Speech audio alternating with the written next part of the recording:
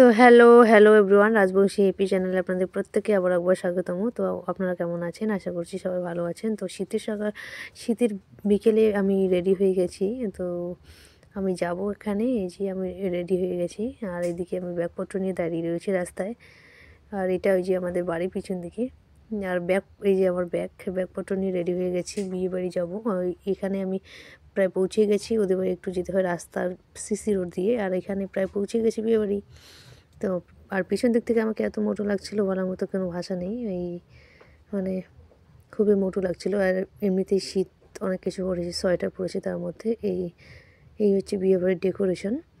তো এসে ব্রাইডকে সাজাতে লেগে পড়েছি, তাই বেশি একটা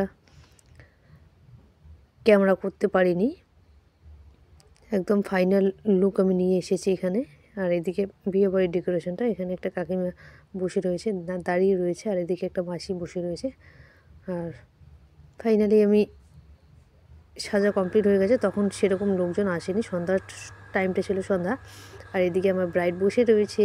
এই যে ব্রাইডকে কেমন লাগছে একটু কমেন্ট করে জানাবেন। আর আমার সাজানো কেমন হয়েছে একটু বলবেন। আর এদিকে বিয়েবাড়ির সমস্ত ডেকোরেশন, এখানে বিয়ে হবে।